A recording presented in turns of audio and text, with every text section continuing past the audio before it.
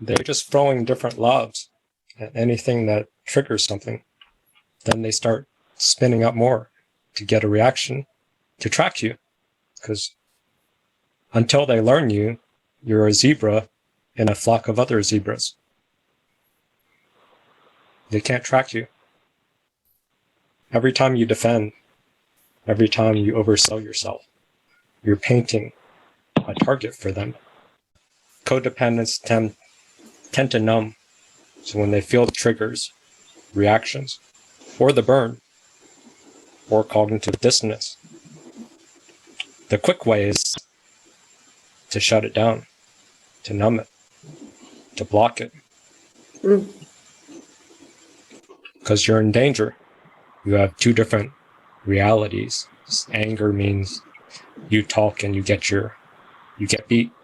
So you squash your anger, you squash your voice, you squash the burn.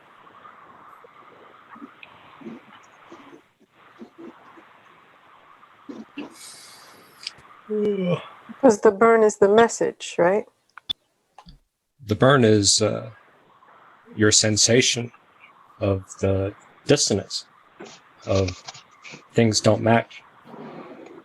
The external, the internal are different, or there's two opposing messages in your head.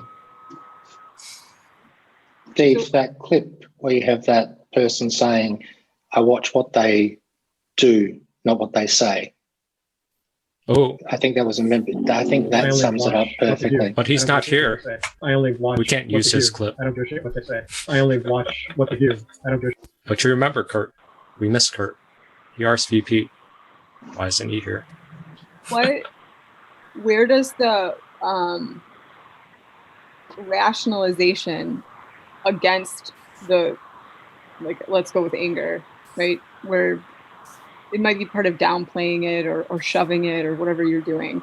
Where does, when you rationalize like someone else's behavior so that it's okay, come in? That's a way of intellectually dissociating. Right. I feel like I do that all the time. Yeah. So you feel angry, judgmental, you want to react. But if you do, you don't have the speed or confidence to react properly. So then you rationalize to get some distance, appear higher-minded, not triggered, not emotional, blah, blah, blah. Refresher. Okay, I'm hiding behind the timer. So my spin is the first part of this. You said dissonance to the group, but I'm doing the opposite. I'm being playful, fun, maybe even childlike, not adult-like. But I'm using highly aggressive words. So instead of you guys numbing your burn, I am role modeling the opposite of what abusers do. So on the surface, externally, I'm disruptive, abrasive, aggressive. But the tone is playful. I get burned a lot in these meetings. Mm-hmm. And I laugh at it. I laugh at myself because I feel the burn and I know what you're doing. And I'm like, okay, I must be. You get to feel the burn, yeah, but you feel it in a playful community. Absolutely. You don't feel like you're going to get socially exiled. Yeah. You might get judged, but you aren't going to get banished. Mm-hmm. So that's the playful part. Now the flip side is what I think Crystal, somebody else wanted to follow. This is what cognitive dissonance normally looks like, the second half. Precise, harsh, triggering, surprising. Borderlines will do the opposite. They'll have soft, flowery, sugary, cheerleading bullshit with harsh judgment, with all this. That's the aggression and the shame. So the aggression has a tone of shame if you don't do the right thing of being more perfect based on my hidden injunctions, I'm shaming you, I'm judging you, I'm going to try to murder your character, murder your reputation. That's the aggressive part, covered up with decency. I with have sugary example words. angle of like, you guys aren't perfect enough. They have all the emotional tone of aggression, but the words are all sugary and fluff. Yeah. I have example words for this because I have a lot of people following me that are in this category. And they usually start with, I'm not being rude, but blah, blah, blah. And then they will shame me for something about my physique or something that I'm doing with my bunny. Or they'll come out with something like, judge, judge, judge, judge, but no hate. And so Well, the opener of yeah. I'm not being rude is Yeah. a clue. Exactly. So that's the decent part. And then they do the opposite. And that's a cognitive dissonance. Yeah. Because you're hearing I'm safe. And then they give you I'm not safe. It's the balance. It's the precision of the opposites dumped right in your face. And I used to get burned with this, and I used to just like, oh, well, you know, give them the benefit of the doubt. But now I want them to burn me because I want to react. And I go in and I'm like, no, I burned. That was not nice. So I react to it now and I call them out on their shit. Okay. I need to try to figure out how to get some energy going in the whole group. So I'll escalate with Jordan Peterson has a video where he listed out the playbook of female aggression, which is cognitive dissonance. And I'd argue that's one of the hardest things, social media, and the hardest thing that both male and female narcissists, borderlines, whatever, use this tactic. And maybe codependents also do it, because it's a verbal combat. It works. It's vicious. And I'm trying to figure out a roadmap how to counter it.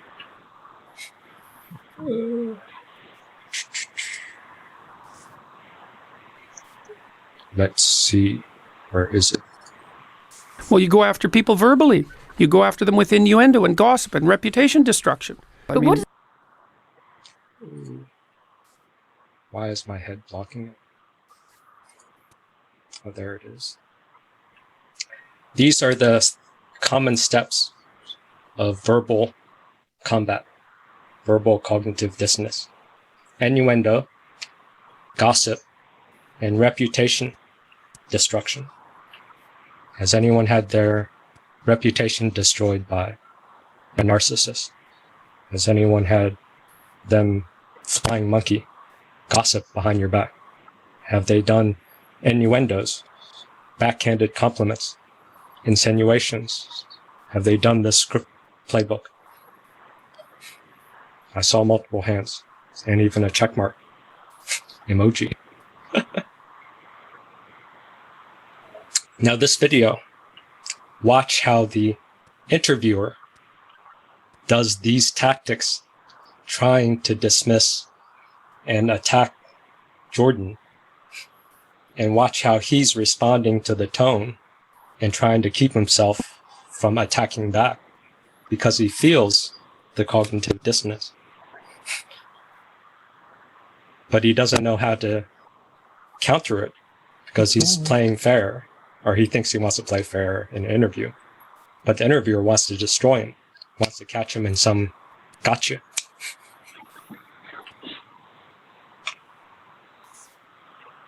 Play. No play. People verbally. You go after them with innuendo and gossip and reputation destruction. But what is an out of outsource control them. woman? What is this creature show? How do we know when we met one? What is an out of control woman? What's the tone underneath her question? Does anyone notice? Judgment. This is- How dare you say that? That women can never be out of control. What does that mean? There's a Define how it. dare you say it. And then there's like, oh, do they even exist? You have to prove they exist. Incredulous. Yeah. So that's the start. She's starting escalated. Now, as he relays evidence, watch how she tries to take it apart. I'm sure that you've met women in your life that acted towards you in a bullying and detestable manner. It's very difficult for women to cope with that because they don't have any real recourse. And female bullying can be unbelievably vicious. And usually that takes the shape of reputation destruction, innuendo, and gossip. It's well documented. What kind of face is that? Is that trying to understand or trying to kill him? Yeah, she's coming back with her next attack. Can we So do he what can she see says? that in her body language. Crystal. Challenge. Challenging. Yeah. So he's feeling that. And when you're talking to a person, especially Jordan, he reads the audience. So if the audience is tracking, he keeps up with that. This person is intentionally not tracking or attacking, challenging. It's very Only difficult to women, defend. But No, men do it too, but men, no. But sorry, the patterns, disproportionately women, in your view. Or Only women use this? Or what about men? Yeah. Oh, we lost Dan. Why is she being so challenging? I mean, it's not an odd or weird concept. It's actually true. And all of us It's here. the whole interview. Okay. She's triggered. As a man, he's not allowed to talk about these All things. girls high school. Is that what it is? I don't like. She sounds like the pundits who come in and start asking questions and pound, because they're just trying to humiliate the interviewee. Well, That's the it's a little reputation destruction. It's a very common. Gotcha. Like what he's saying is Reasonable, obvious. He's not making a giant leap, not everybody. but she's acting like it's a giant leap. That's innuendo, but it's also a little gossip. It's like what you're saying isn't what the collective thinks. Even though he has the research, so he has to. She's sowing doubt with her innuendo, with her mismatch. Gaslighting? A little gaslighting. Sure. sorry. Yes, disproportionately women. That's what the data indicate. I mean, if men Where are, is the data on innuendo and gossip? well, it's a, What fun. Sorry. Where is the data? This guy this is his profession, and she has the right as an economist. She's not even this is not her strength. She's an economist, sub-economist, and she's challenging his research. Welcome to our world of mansplaining. Well, she's being sugary and flowery right there. Like being like, kidding, almost like she's kidding, but she's being attacking.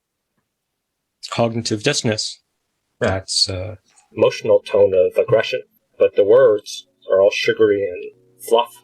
Emotional tone of aggression, but the words are all sugary and fluff. Emotional. Let's see what happens next. among antisocial behavior among adolescents. It's a well-documented field. So he's sharing some outrage. Like, this is my expertise. He's taking it personal, reasonably, but he's getting hooked, right? people look at aggressive and antisocial behavior in women and in men. And in women, it tends to take the expression of innuendo, gossip, and reputation destruction. And in men, it tends to take the form of outright physical aggression. There's a whole literature on that. It's not a surprise to anyone. This has been known. What's this posture of? Is that a doubt posture? Body language? So that's nonverbal behavior. That's not matching it. And that's his tactic, is going stonewalling. He's repeating the same argument multiple times. So to go back. His voice goes up an More octave tactics. or half an octave at the same time. His voice? Yeah, the pitch and the tone of his voice is higher as he becomes more and more defensive. You can hear him Yeah, half an octave. he's responding to her Yeah. tone, even though the And surface, she's getting calmer, and he's getting more agitated. which is her game. That's what she's trying to do. And I'm wondering Brenda. why, because he could answer her in a very intellectual manner with his data. He could say, it's a good thing. I'm glad you asked that disproportionate question. My research shows blah, blah, blah %, right? Like he could, like we've all seen that, but for some reason he's getting triggered too. Yeah. He's hooked, and if he's on the hook, and he needs to shut up and not say anything and not answer her questions and get back to the interview. We've all been Now there. he's She's got him, and she's got him, and she knows it. Yep, now he's down her rabbit hole, and it's going Well, nowhere. you can hold on to the data. He doesn't freak out, but he is annoyed. You guys can notice that, right? But he holds on to the facts. Then he makes another argument because he's defensive. So he has another argument coming.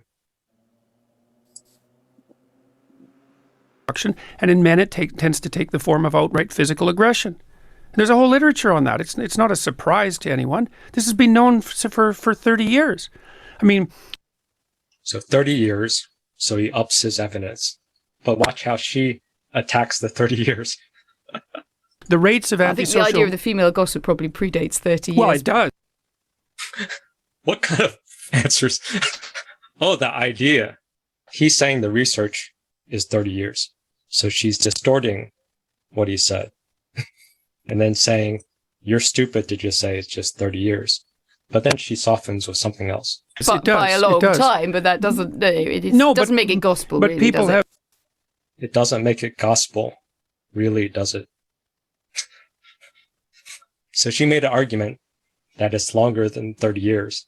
Then she made a counter argument saying, well, that doesn't mean anything.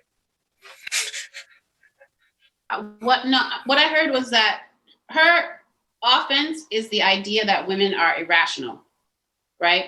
And so what she's saying is the idea that women are gossipy is longer than 30 years. Okay. And the fact that it is even longer than 30 years doesn't make it gospel. She's still supporting her claim, right? That he is saying something that's like stereotyping women that's incorrect. So her argument is since he's stereotyping women, it's automatically wrong. Yeah.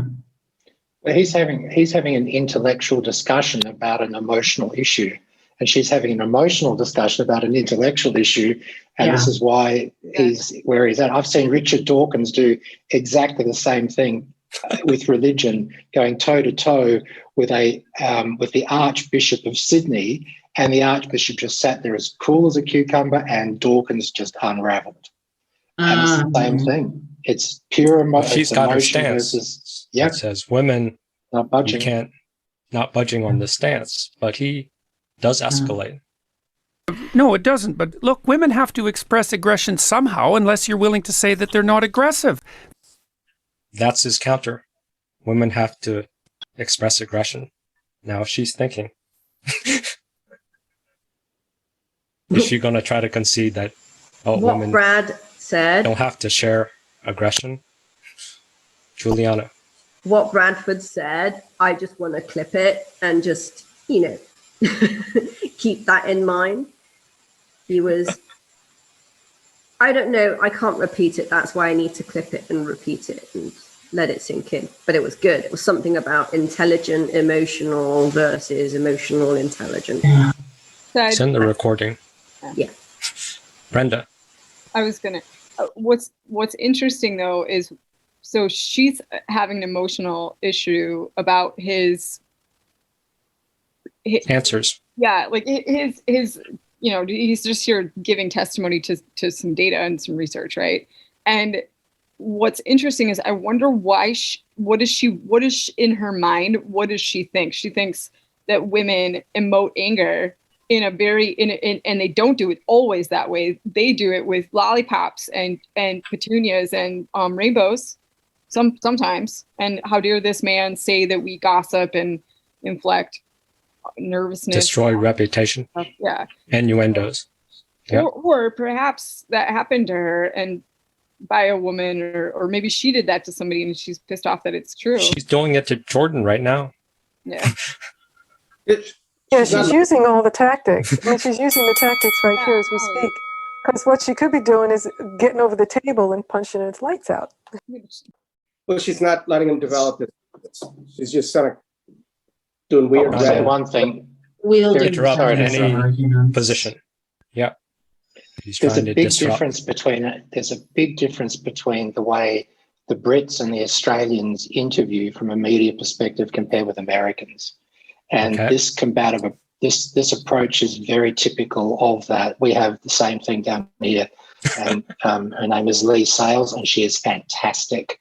But she plays it differently. And that's, I think it's a media style thing too.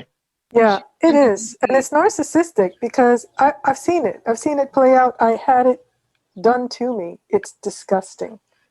It really feels creepy. So I don't blame him for his reaction because it's creepy when it happens to you. Yeah, it's a way of handling it. And he's not handling it all well, I think is my view. But I've seen this style. Our Prime Minister can't handle this. So he doesn't go on that TV show. Other people can. Well, she's on the attack. They block it. She's on the attack. It's cultural. I think you guys think she's more defensive than she is attacking and then getting emotional about it. Yeah, she has like she feels 20 attacked. pages. But she's ready. Yeah. Research. She's taking a position. She's holding it, and he's off balance. Mm-hmm. This is any. It's not about right or wrong. She's just very, very good. This is any legal deposition you'll ever have to take, especially if you go up against a narcissist. I did 3 of them, and I got so angry that I actually tore off my microphone and said, "Why don't you go fuck yourself?" in the middle of mine. It didn't do me any good during the trial, right? It didn't do me any good. It felt good. But the purpose was to get me to do that. Yeah. And I mean, this is like, I'm sure, Debbie, I'm sure you have much more to say about this, but this is a tactic that I think gaslighting. I think there's value in being able to discern what type of approach you're going to have if you're being interviewed or if you're in a conversation. Perhaps there's a time and a place where being on attack and using these tactics to be verbally aggressive with someone are a necessary when you're trying to set boundaries or something. Maybe there's a reason why you want to be able to do this. Turn it off and turn it on. I need to respond to this person, and these skills are something that I can use. I don't have to sit there and just take someone coming at me. I can do what she's doing, and I can attack back and let them get excited and let myself calm down. Why does it need to be always like bad the way she's coming at him? You can use the same energy. I'm arguing to do the opposite. Crystal. Then it's a debate, not an interview. An interview is to find out somebody else's story. Yeah, I agree. She's turning an interview into a debate. There's a backstory to this interview in that people don't like a lot of Jordan Peterson's views because he's kind of pushing back against feminism. Yeah. And so a lot of his interviews go this way with women. Pretty much, I think, all the ones I've seen. Because he's just really defending men against There's feminism. a playbook of how to try to... There's a Kath Newman one too. Really let him hang himself if she really thinks that he's being, what's the word for misogynistic. Greater purpose Let him hang himself. of this message is to illustrate the tactics that she's using, not to counter it. It's just to become aware. Well done. A great illustration, a clear illustration. And we'll get to the I like fix. it. Act 3. Right now we're laying out awareness. Okay? I like it. They tend not to do it physically, not to the degree men do, so they use other channels. So this is a tactic where he's labeling the behavior that she's acting out. So that caught her a little off balance. So one counter is you label the cognitive distortion, the bias, straw man, ad hominem, nonverbals. And what other channels are there other than physical aggression if you're going to be aggressive? Well, you go after people verbally. You go after them with innuendo and gossip and reputation destruction. And that's how it works. And just to be clear, that you think that's predominantly a female modus operandi?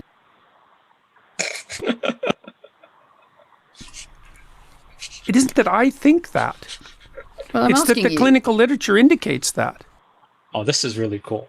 I don't know how she came up with this argument. It isn't that I think it. Well, I'm not interviewing the clinical literature. I'm interviewing you. What do you think? Well, I'm a psychologist.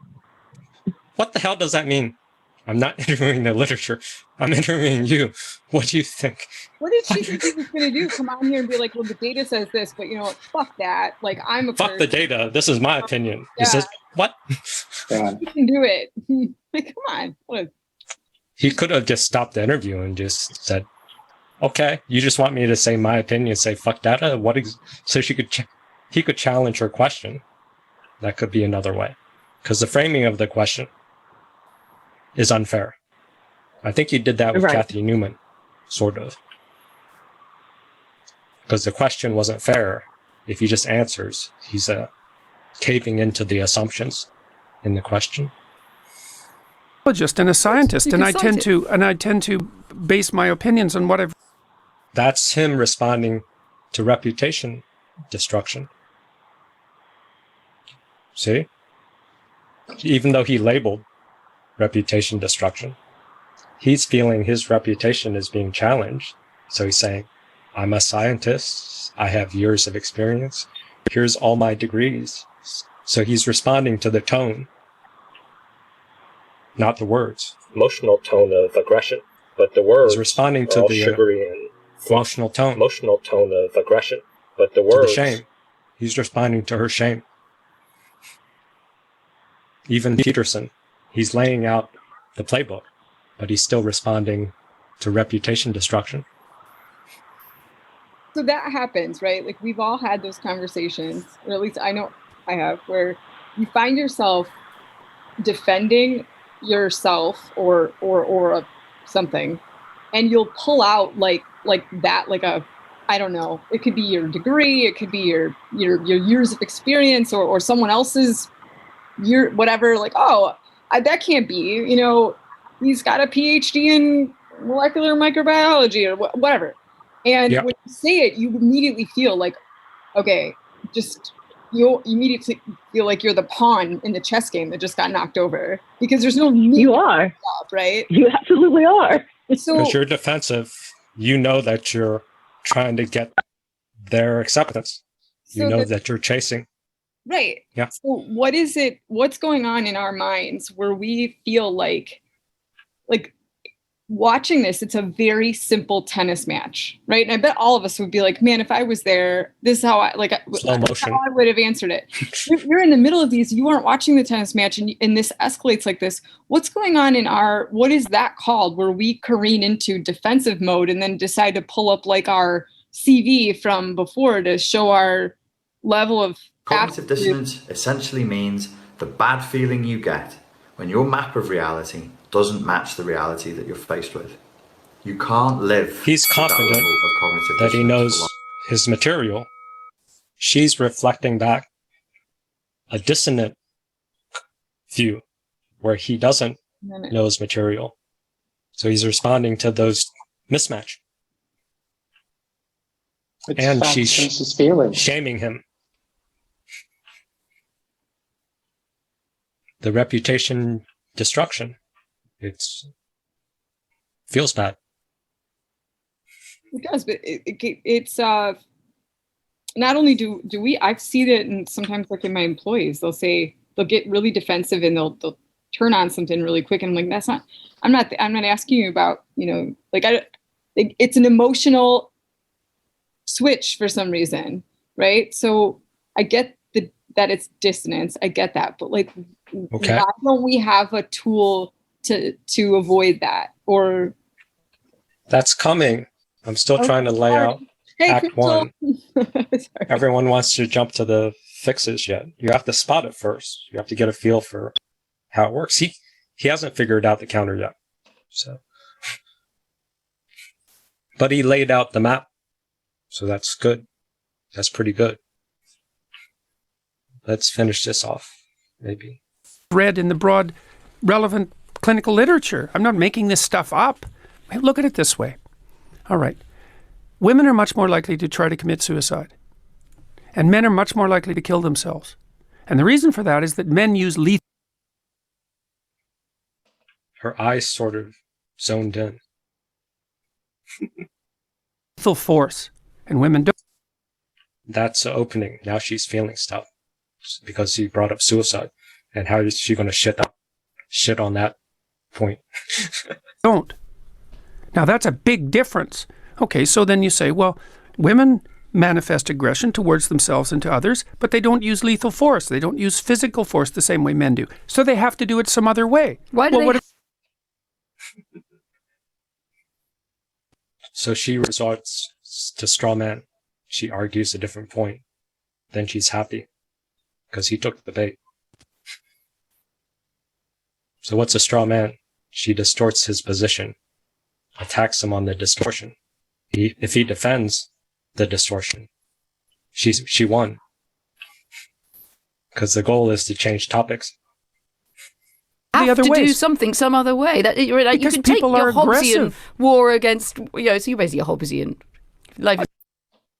So she's saying that he's arguing Hobbesian here, which is an exaggeration. That's not what he's really arguing. But it makes her look intelligent. And now the topic is off suicide. Killing yourself versus using medication. Or aggressively killing yourself. Or indirectly. No, I'm half all and against half. all. Half and half. Half Hobbes, half Rousseau. That's why I'm not an ideologue. Because I don't... He thought he'd defend himself. She's happy. think that people are good or evil. I think they're both. And then she switches to another question.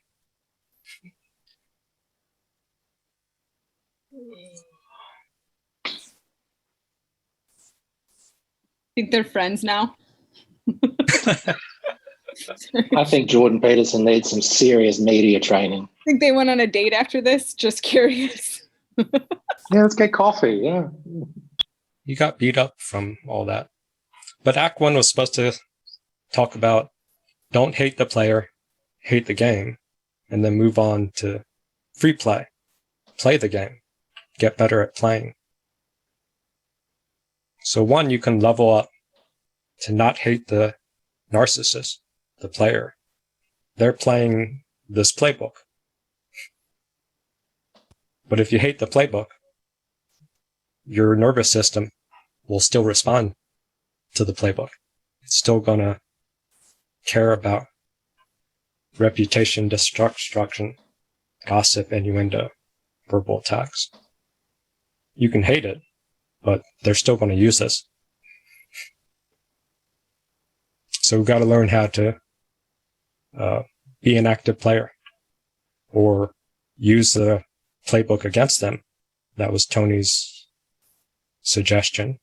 Or can we use a different playbook? That'd be Act 2 and 3, if there's time.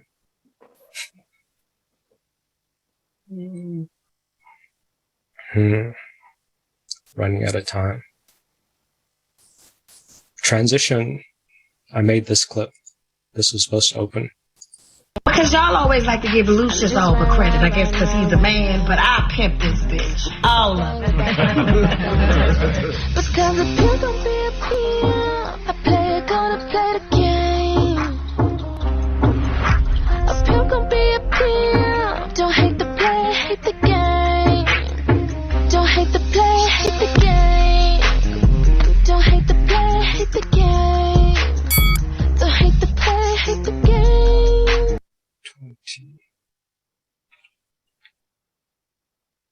So this is a common saying on the street, or where is this a common saying?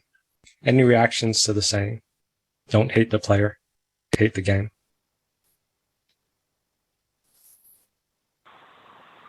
Why is life always a game? I think that if narcissist or someone shows up and you recognize the tools or defense mechanisms or whatever you call that they're using to come at you, and it's causing you discomfort, settle in and play the game. And you don't have to react to it. You can respond. You can decide when someone's coming at you in this type of way, how you're going to respond, how you're going to settle yourself down and respond in a way that honors you. You don't have to play the game the way they present it. You could play the game however you want to. You don't have to become agitated. You don't have to become defensive. You don't have to accept when they change the question and redirect it. You don't have to do all that. You can be aware of what's going on and learn how to respond, how you want to respond. So what's the roadmap, Tony? Awareness. Give us the 5 steps. Oh, I don't have any idea. Maybe I'm too new. I didn't know they were steps. Oh, just awareness. I don't even know what they are. You can counter. Yes, yes. Job 1. And yeah. Okay, here's I don't know. The George Costanza steps. Seinfeld. Okay. Wisdom from Seinfeld. Man, this just got better with Seinfeld. I tell you this, something is happening in my life. I did this opposite thing last night. Up was down, black was white, good was bad, day was nice. Yes! So you just did the opposite of everything? Yes! And listen to this. Her uncle works for the Yankees and is going to get me a job interview. A front office kind of thing. Assistant to the traveling secretary. A job with the New York Yankees. This has been the dream of my life ever since I was a child. And it's all happening because I'm completely ignoring every urge towards common sense and good judgment I've ever had. Every urge. This is no longer just some crazy notion, Elaine, Jerry. This is my religion. Well, I guess your Messiah would be the Antichrist. Come on, let's go. It's actually a really great episode. He then tells George Steinbrenner that, why did you fuck up this team for years? It was really funny. Anyway. Watch that on your own. But this is a aftertake. I know people that have done it. I mean, it became a philosophy for real people in real life who prospered. They literally said, my instincts are absolutely wrong. Everything I do is wrong. So I'm going to do the opposite of what I think I should do and see what happens. And I know a handful of guys that tried that for a considerable period of time and really prospered from it. And I thought, all right. So that's a teaser about doing the opposite. And one pointer is slow is the new fast. Have people heard that term? And then to make it tactical, you have to learn how to wait. You have to have patience to wait for opportunities. And when you have the opportunity, then you seek and kill. Or you take the opportunity when it comes, when they're sloppy, when they mess up, when they're trapped in public. You have to wait for the right time to get back.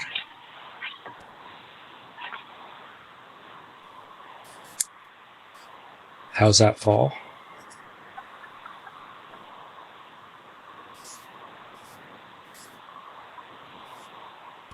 People can actualize that.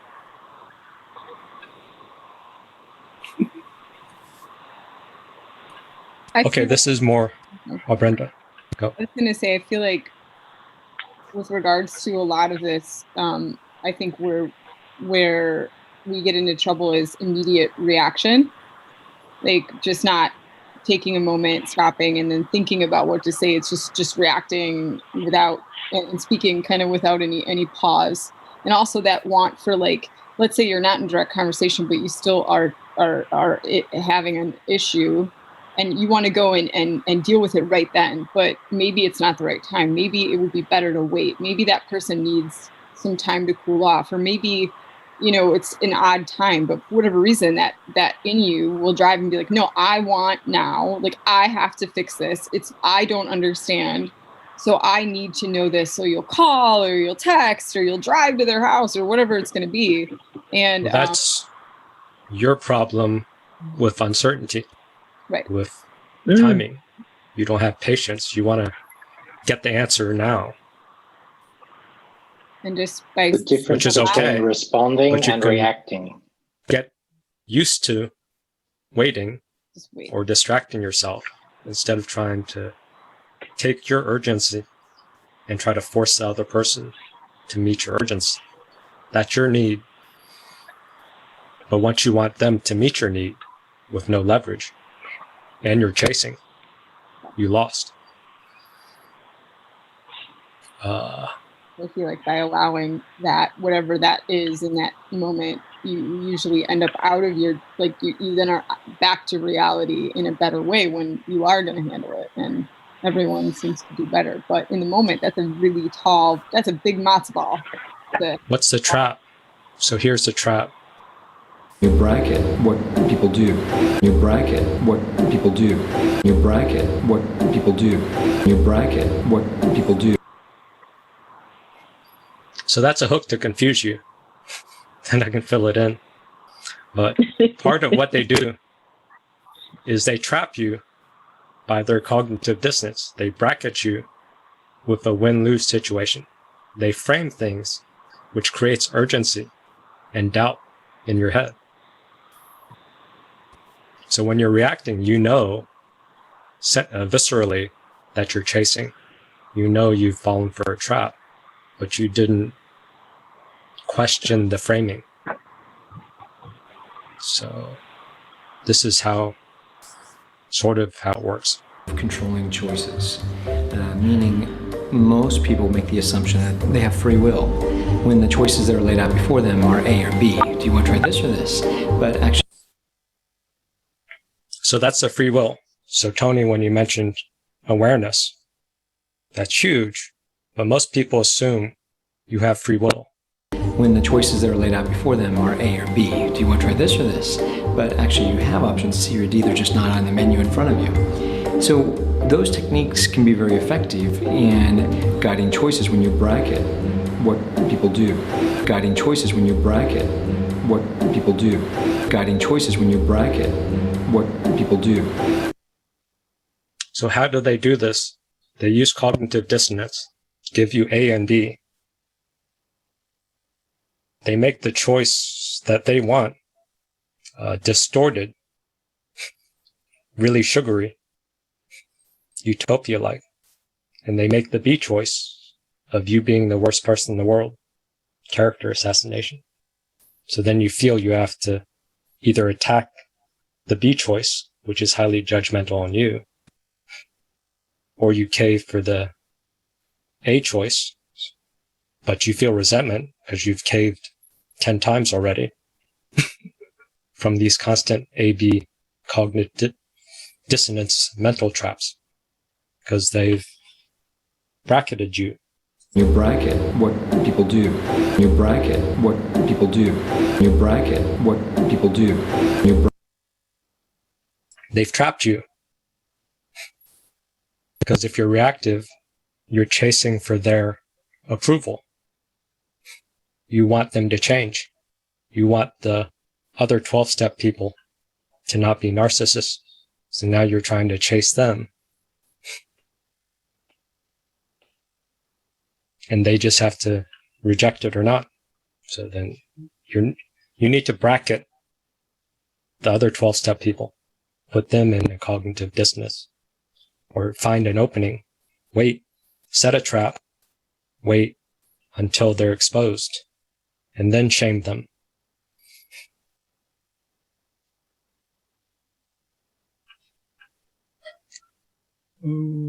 Second part of this, 11 seconds. As soon as you become so invested or locked into an idea that you find seductive, then that means that you've lost control and now the other person is steering the boat, is steering the boat, is steering the boat. When is the other person steering the boat? Does anyone remember? Crystal does, but she's muted. The interviewer was steering the boat? Yes, but what causes the steering the boat? What's the precursor? Well, she did make him put him on the defense, right? You lock on to the idea that you find seductive. Once Peterson locked on to his reputation, to something, once he's trapped on wanting to have a certain image, presentation, a stance, he's hooked. Or Adria remembered. Or locked into an idea that you find seductive. Locked into an idea you find seductive. What's Holly's idea she found seductive with the 12-step group? Does anyone remember? I pointed it out.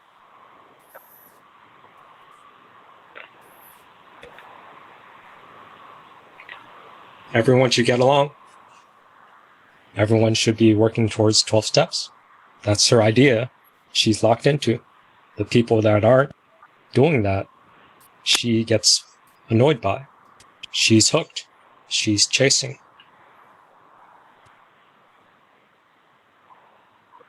That's the trap. It's this simple. This is what magicians use.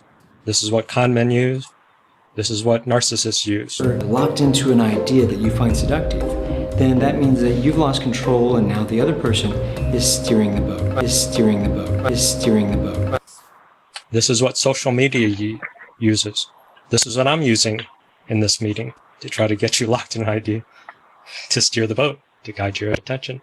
This is the game.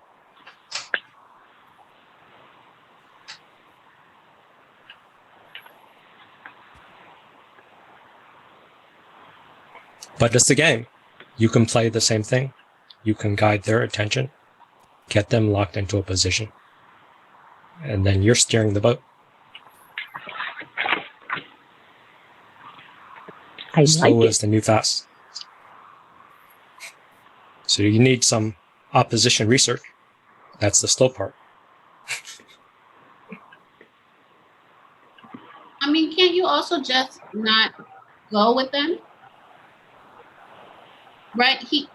Meaning it's worked for me. I didn't have it as a tactic. I've just done it in the past where I'm not going with you, right? When you change the subject, I'm going back to the subject I was talking about. I'm just not coming. That's good. So you don't follow the sandbox.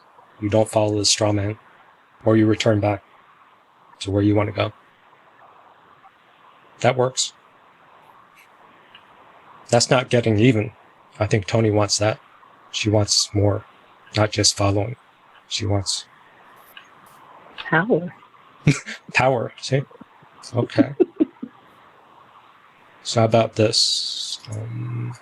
Now, martial arts isn't about being apeshit crazy. It's about controlling those impulses of apeshit crazy. Precisely. You're poisoning your own well by going to support groups and listening to fragile narcissists that are saying run away is the only option. It is an option, but it's not the only option. And if you hang out, because if you're running away, you're letting them lead the ship. If things get hot, you run away, then they know your button. Also, they can trap you, because once you're hooked and you want to get even, you can't run away. You run away, they're still playing in your head. How dare them say that, blah, blah, blah. So just because you physically run away, but still in your head, that's a stupid. It's a short-term response. It's not playing the game. How do you play the game? If other wimps who don't know how to fight, they're going to constantly tell you, run away, be scared, have no spine. They're not going to tell you I need this. to be uninterfered with. Don't let them fucking get away with it. You need some defiance, man. You need some fucking spine. You should fight with. I need my freedom. I need to hold my individual space. Unless you can think the way that an evil person thinks, then you're defenseless against them because they'll go places you can't imagine and then they win.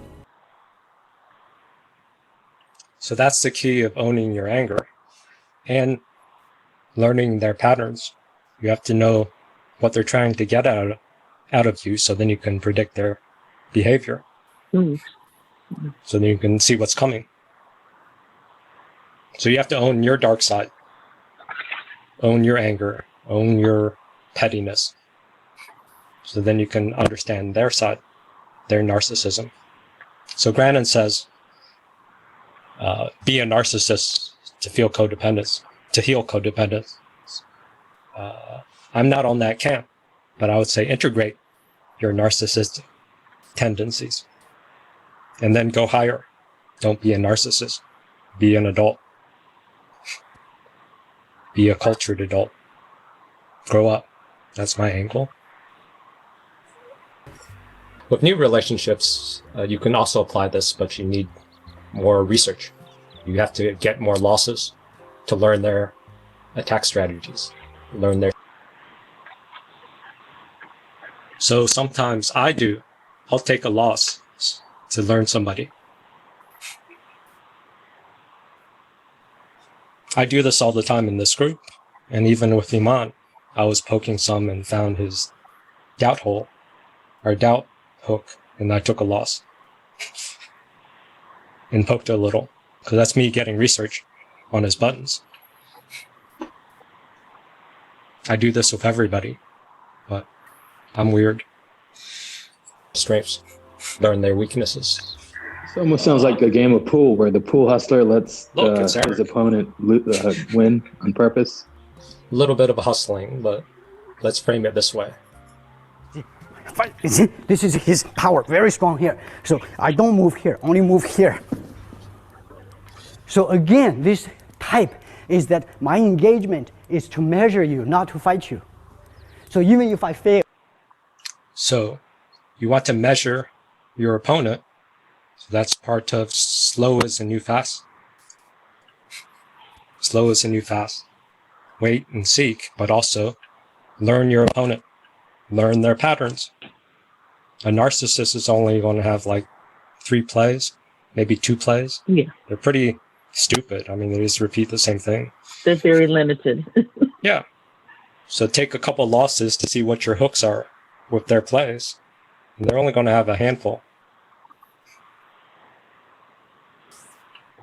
But then you don't attack their strength.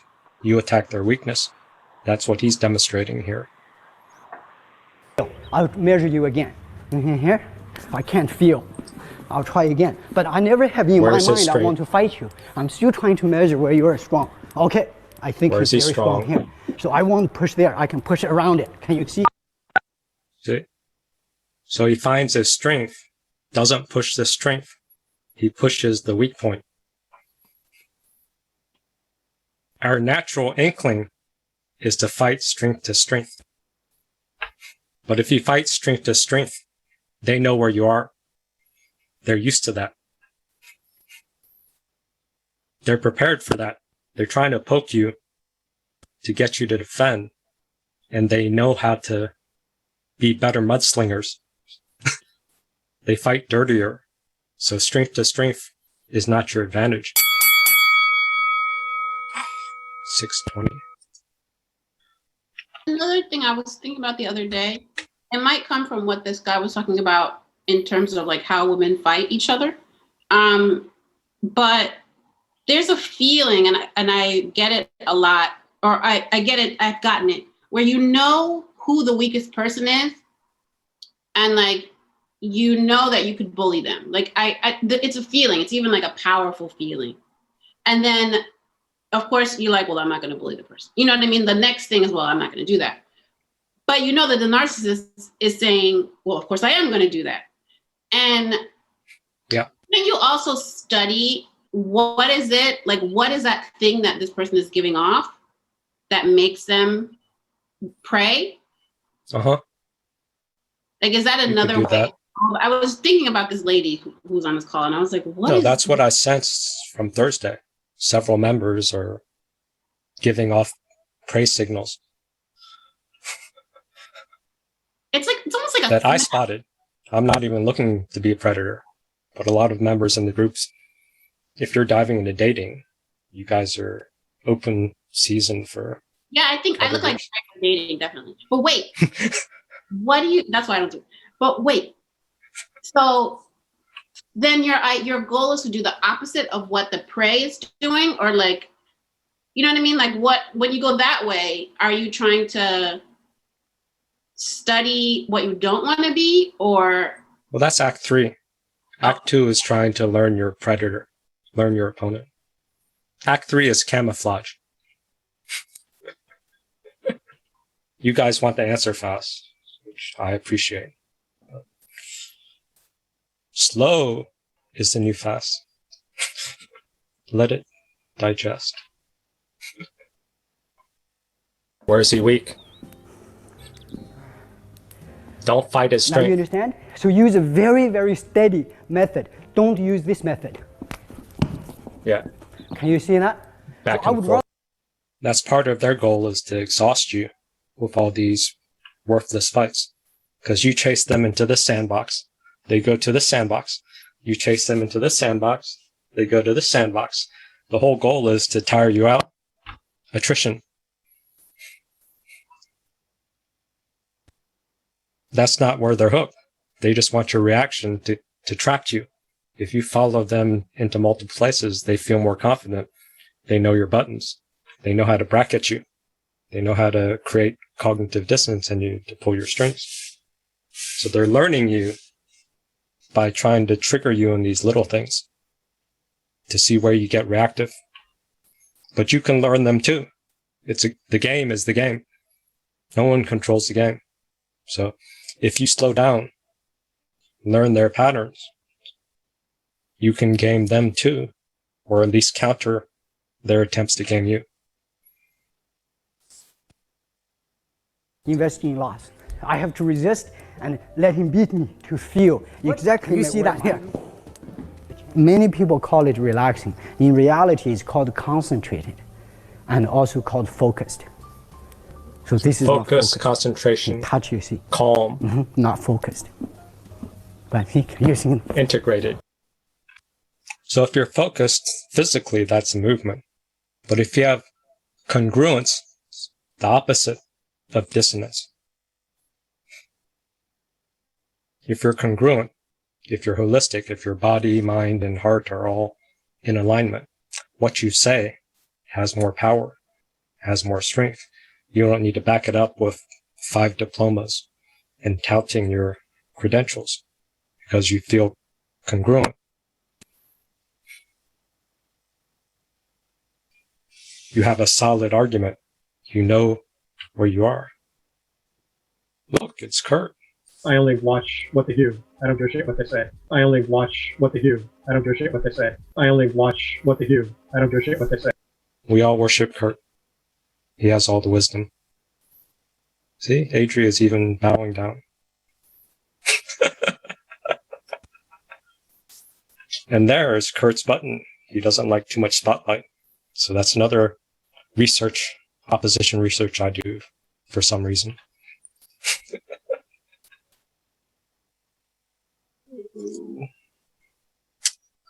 Okay.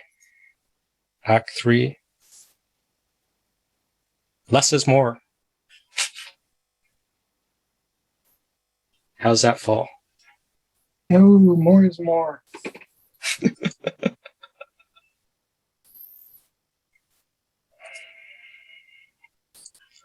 So let's see. Where's Farhad? He knows that. We scared him off. He hasn't come in several weeks.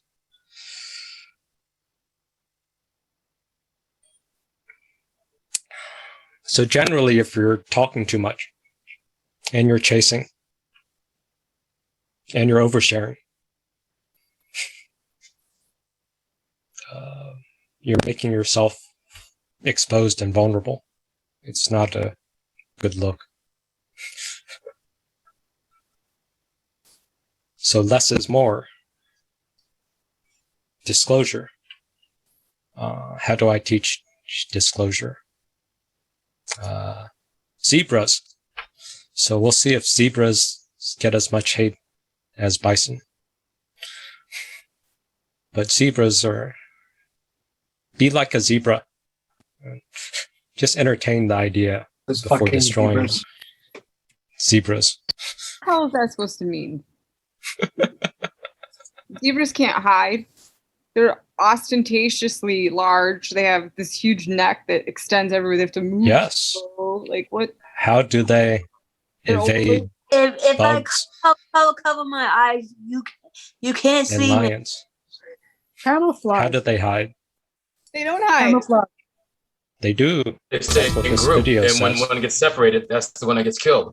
Zebras. They're kind of the David Bowies of the mammalian world. Isn't David Bowie a mammal? There's no question that the stripes are stylish, but why do zebras have them? Well, a lot of theories have to do with camouflage, and this may seem counterintuitive given the distinct lack of zebra print environments in nature, but really camouflage can work in a lot of different ways. Like, sometimes it's about the pattern, not the coloration. Okay. It's the pattern, not the coloration. Play. Don't play. Because to a colorblind lion, these stripes blend in nicely with tall grasses. Zebra camouflage may also work through optical illusions. As highly social animals, zebras live in herds, and when they're together, all those stripes can make it hard for a creeping predator to single out any one of them.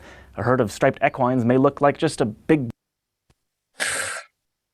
Okay, so lions are colorblind, so it could look like grass, but they blend in to other zebras. Blob of crazy. New computer simulations of zebras in motion even suggest that specific and spectacularly disorienting illusions are at work. Have you ever noticed how when a spinning wheel reaches a certain speed, the so-called wagon wheel effect kicks in and it starts looking like it's actually turning backwards? Or how even though that iconic barbershop pole rotates horizontally, it looks like those stripes are moving up and down? Well, a herd of moving zebras... Why's my video crap? Okay, so the lines create an optical illusion. And they blend in to other zebras. So part of being a predator, part of a predator mindset, is they need to track the prey. They need to know where you're going. They need to know your patterns so they can get there and bite your neck off to destroy you, to impose their will. But if they can't track you due to stripes and optical illusion, then they have to do more work. They can't get to your neck, or they find another prey. Will this work better now? It starts looking like it's actually turning backwards. Or how even though that iconic barbershop pole rotates horizontally, it looks like those stripes are moving up and down. Well, a herd of moving zebra can induce both those types of optical illusions, helping to further confuse predators. It also seems that striping may help ward off bugs. Oh, it wards off bugs too. So, what's the link? So, if the narcissist gives you a judgment, you're not good enough, you're not worthy, why did you do this wrong? And you respond by defending yourself, by saying, I matter. Look at me. I'm important. What are you doing to a predator when you're saying, look at me. I'm important. See me. I'm right here. Here's my neck. Here's my vulnerable spot. Here's my boundaries of all the things that you hurt me that I want you to stop doing. What are you doing to a predator?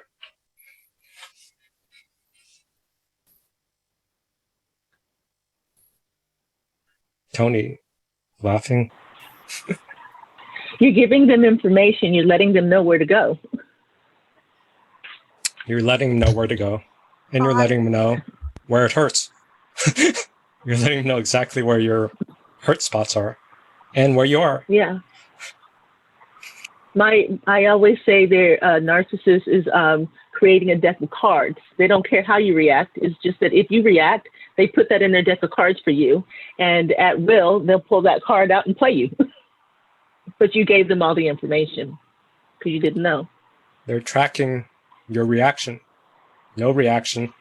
Confusing reaction. Distorted reaction. They can't track. But big reaction. Startle. And then a plea to be seen. I matter. Why aren't you calling me? Where are you now? Blah, blah. What's your position? All of that is painting a giant red spot on you to say, come and attack. Because It'll make your mind turn. It'll make your head spin. But with the narcissist, we sit there like in our heads like, yes, how powerful am I? It'll make your mind turn. It'll make your head spin. But with the narcissist, we sit there like in our heads like, yes, how powerful am I? It'll make your... They're just throwing different loves at anything that triggers something. Then they start spinning up more to get a reaction to track you. Because until they learn you, you're a zebra in a flock of other zebras. They can't track you. Especially if you overshare and say, I need to be seen. I need to be love bombed. Why aren't you love bombing like last week? Why aren't you fixing all this stuff? Every time you defend, every time you oversell yourself, you're painting a target for them.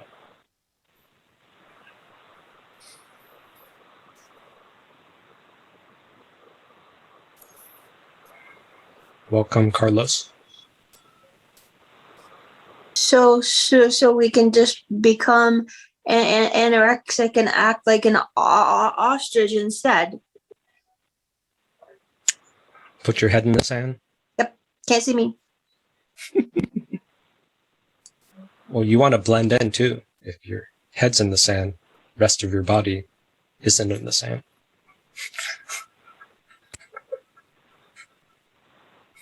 You got to be one of the animals that hide in the ground, not head in the sand.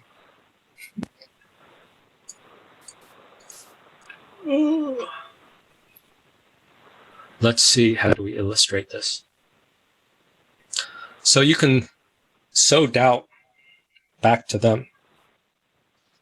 That wasn't in Jordan Peterson's list of attack strategies, but that's basically what the interviewer was doing.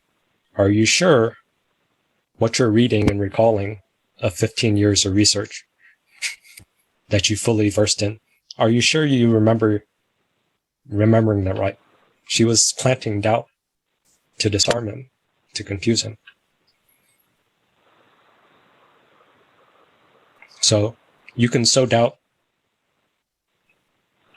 to the narcissist. Would that be hard or easy? How gullible and confused are narcissists?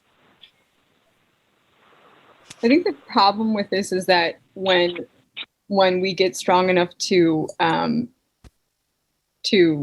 be more quiet or to pull back or whatever you're trying to do, right? If they then present themselves, we're like, oh, we want, like, there it is, and then they overcorrect, and we get the snow globe. Oh, everything's beautiful, and then they'll pull back again or something like that. So it's difficult because it's almost like it has to be an ongoing thing. And I think that we sometimes can careen back and forth with it. It's difficult because it's ongoing, or you careen back and forth. You almost have to do it all the time. You can't, it's like, it's not a means to an end or a cure. It's, yeah. What do you have to do all the time? That's difficult. Are you saying, Brenda, it's like being conditioned to be the abused in an abusive relationship where we constantly get hooked by the same thing over and over and over, where they quote unquote change, and we're like, oh, they're better.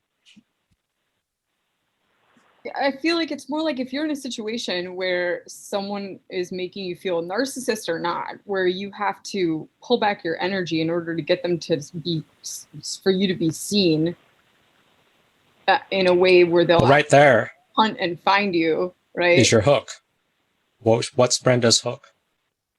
In order to... She wants something from the narcissist. To be seen. What did she want? She wants to be seen. Right. And what she does, she wants to be seen by a what? A narcissist. Are narcissists able to see? No, not ever. Ever. I wanted narcissists. Ever. No, they don't see you. They don't see you ever. I meant, well, you know what, whatever. Anyway, I think it's the ongoing process with it is what I meant that is difficult, because once you change that dynamic in any way after changing it, then its effect won't be as well, I want to say effective, but I just said it won't work. I don't think it won't, or if you're whatever. If you can get seen by it won't multiple, trigger them as much if you like it. So I'm just not going to tell them where I'm going tonight. I remember doing that thing like tonight. Forget it. Like he doesn't get to know, right? Okay. And I remember not doing it and having like the freak out, like whoa, like calling all these people. Where is he? And the next time when I didn't, like it wasn't like he did that again, right? Okay. He like. You can't combat irrationality with rational approach. That's the problem. There is no sincere communication with the insincere. Yeah. But he was chasing. The first time you didn't tell him where you were going. He's chasing you. Second time he chased you less. What's the problem? I'm talking about like with my my terrible horrible boyfriend, right? If I like was trying to purposely like I'm not going to tell him where I'm at. Like I'm going to get away from this. He would like go through all these tactics to try to figure out where I was. And then the next time I did it, it wasn't like it had like that he was already wounded there. So he assumed I was going to do that. So it was almost like he then did something else. So like finding the wounding point is good. But I think my point was like, it's good for one time. Well, no, it's a game. He moves, you move. So you have to track a pattern. So exhausting. It's like they're tracking you by triangulating 3 points. You want to track them. You have to track them. It's not one wound. Yeah, it's only that he was in the chase. That's all. So if you're in communication with a narcissist, it's either he's chasing you or you're chasing him. It's one or the other. So if you're not chasing That's him, how they then teach he's running dating. after you. This is past. Right, yeah. I'm not talking present. But yeah, dating is very similar because they say that. Yeah. But the person who withholds is being chased. They're in power. That's very easy. It's almost like reducing. One thing I'm starting to actually feel, and I've been working on, is reducing your need to share everything. Absolutely. And so, if you're headed to somebody's house, I told you I'm coming. I got there when I got there. I don't have to write you. I'll be there in 20 minutes. Okay, I'll be there in 10 minutes. Okay, I'm at the light. Okay, I got there when I got there. Right? That's like an example. Or if somebody asks me something, why don't people tell me their agendas on Thursday? Only Allison did that. Right? The other thing is that you have to answer everything. I didn't know that either until like last year. If somebody asks you a question, I don't have to answer you. Less is more. Yeah, so be more serious. Exactly. I have a strategy where I usually feel uncomfortable with a question. I don't like questions, so I answer questions with questions. That usually works because I'm not really sure what the point of the question is. So I usually say, like, for example, what are you doing tonight? Like, what do you hope to learn from that? I just play it back to them. Yeah. Why do you want to know? Yeah. I'm not telling them anything about me, but I'm getting them to question what their motives are. Adria. Good point. Because my narc that I married, the first date, he said, well, where do you live? We lived in Lima at the time. And I answered, why do you want to know where I live? And he got turned off by that. He said that his intention was only to come and maybe like for courtesy. He was not interested in me at all. So you could actually avoid a narc if I had just gone with that, right? If I had kept up that attitude, I would have avoided the whole thing. Now we know. Yeah, when he asked you the question, he broke a boundary. It's up to you to tell him where you live when you're ready. I appreciate when they ask inappropriate questions that other, I guess, normal people don't ask, because they are fishing for your boundaries. And when you just answer and don't maintain your boundaries, they're tracking a pattern. They know that they can constantly offend your boundaries. They don't have to pay attention to your boundaries because you don't hold them to them. You don't have to say, I'm not going to let you offend my boundary. You could just not respond. And it's like when they ask you questions like, when are you coming, when they don't need the answer to that, that's a good boundary to answer something like, I'll be there, when I finish this, that, or the other, and never get the answer. Who constantly you don't have to answer the questions the way they ask. Asks you questions like that. Like, when are you coming? Where are you? What's the emotional hook? What's their unmet need? Right. It's for control. And you're not going to get it. That's my... What's control? But what's the unmet emotional need? Insecurity. Yes, for them. Insecurity. It's a sign of insecurity. Mm-hmm. Control. They don't have control. It's a sign of need for certainty. They need to know where you are. It could be for abandonment. You'd have to track. Oh, yeah, it's the mother thing. They need to know where mommy is or daddy is. They also don't have any boundaries of their own. They don't know where they end and you begin. So they're looking. Well, the lack of the boundaries is insecurity of containment or difficulty being alone. Yeah, no sense of self to hold them. So that's unmet need of theirs that you could bracket and counter. Yes, you could. I do. I'm good with that one. That's an easy hook for a narcissist who's scared of being alone, scared of losing you, paranoid about someone else coming in. Use it against them.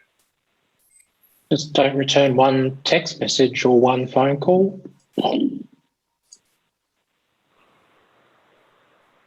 So you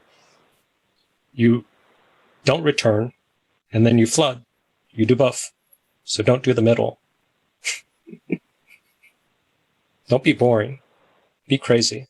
So do like desert, no responses, and then do flood responses, and just alternate randomly. Flip a coin. Like today I'm going to be full flooding, and tomorrow I'll be disappearing. I believe that's what they do. Now that you put it in those terms, I believe that's what they do. That's a tactic from their playbook. Works on you. Shouldn't it work on them? Well, it's interesting if they try it on you and then you ignore it and then you get a meltdown on the other. I had someone do this to me, and I turned the tables on him. It's very straightforward. I just didn't respond, and then I got this explosion, and I'm breaking up with you. You're the worst person in the world. I went, see ya.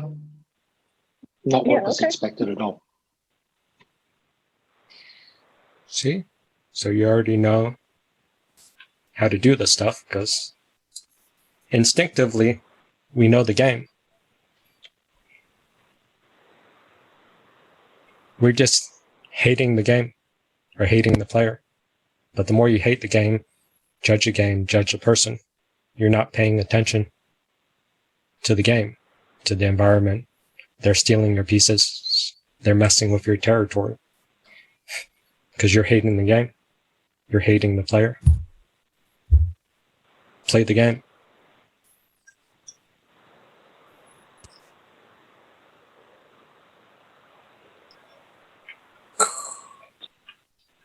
Takeaways.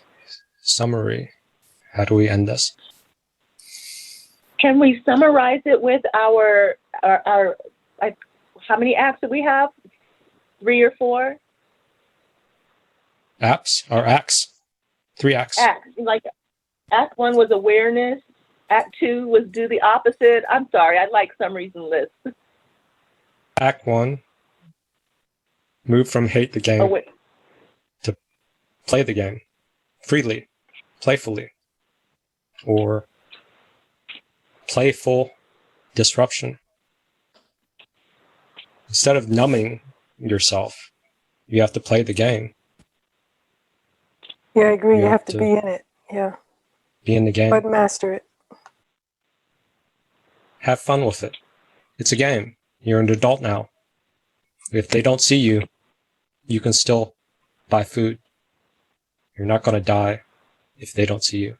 As a baby, yes. If you don't get seen, it feels like you fall apart. But you're a fucking adult now. You have money. Good bosses. Good boss. Act 2. Slow is the new fast. Patience. Observation. Waiting for opportunities. Track your target.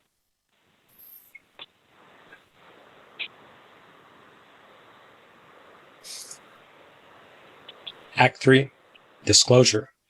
Less is more. Sow doubt back. Be mysterious. Blend in.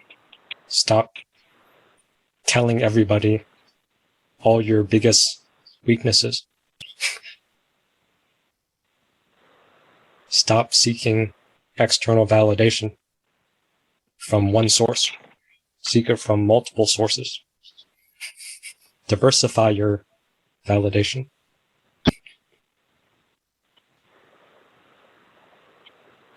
Or just drink alcohol and cocaine.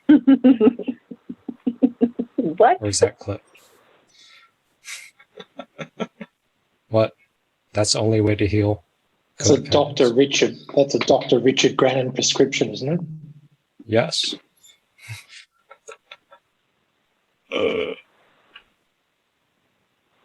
Can't find it.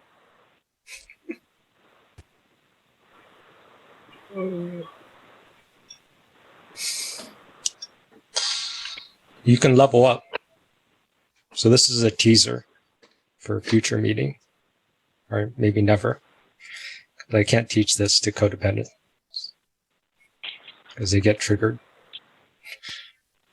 if my video comes back. Is there a combo drink? Alco cocaine. Coca-Cola used to have cocaine. That's where the name came from. That was when it was good. You don't know. Oh, that's history.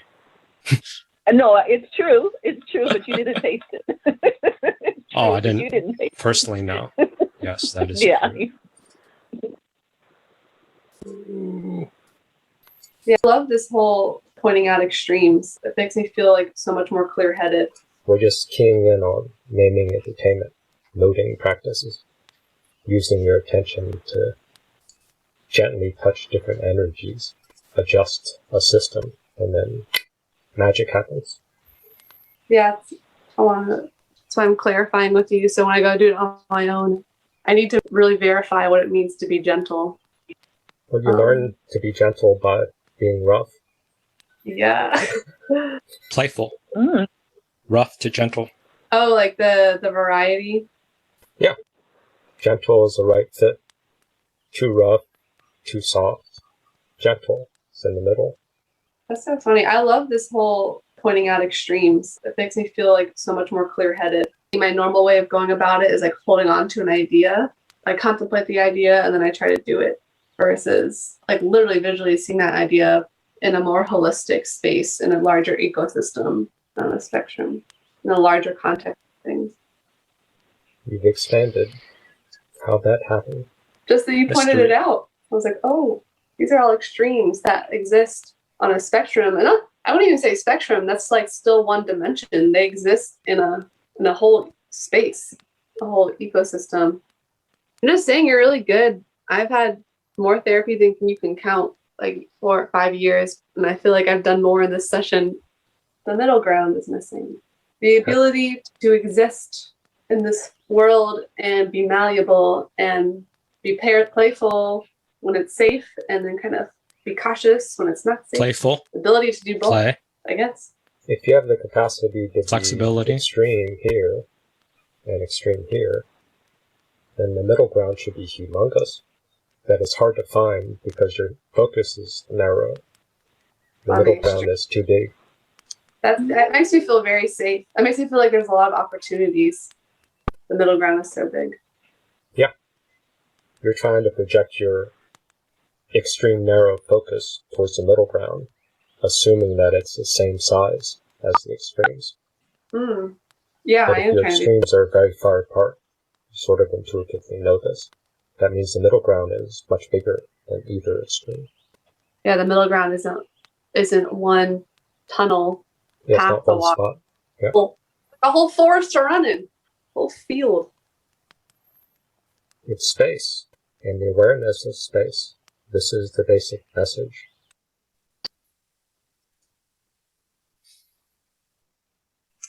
So part of this message was that when you project, when you're fixated on a destination, unmet need, a desire, you're reactive. Your attention gets so focused that you don't see anything.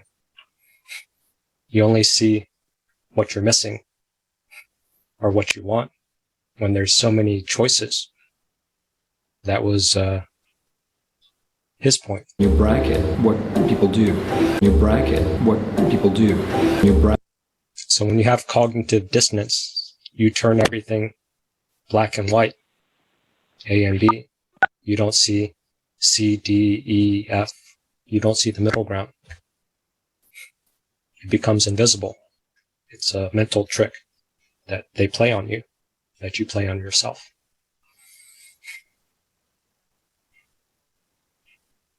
Life feels trapping.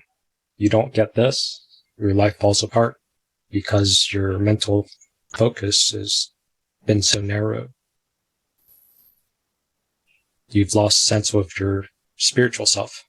You've lost sense of infinity. Sort of is that step one? Higher power, to recognize that it's not just all in your hands. There's a lot more out there. Holly doesn't understand the bracketing. What about it? They give you black and white, or you bracketed Holly. You said 12 step. These people, they either need to step up and be loving together, or they're bad. That's a bracket. Your mind put a bracket of good or bad to simplify the problem.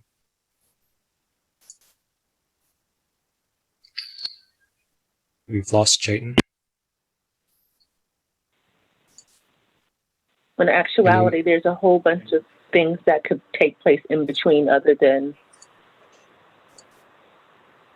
those two options. Because you're in the game too. You can change pieces, you can change the environment. You have choices in the game. You aren't looking to be a game player. You're letting other people dictate the rules to you. Or you're whining. I use this technique in marketing surveys where you get people who have a vague interest in the product answer a series of questions that are leading, and they can either answer a checkbox of where they think they fit, and it paints a picture about themselves, it paints them into a corner, so you know how to target them. See? That's what I use as bracketing. Social media and technology surveys, they trap you, giving the illusion of free choice, but every choice that you make gives a more narrow trap. And you think it's made for you. You think the survey is made for you, but it's not. It's actually training you to be bracketed in a certain way. That's why I hate surveys. Yeah, I hate surveys. I'm like, the answers and the checkboxes just, that's not right. Horrible. Okay.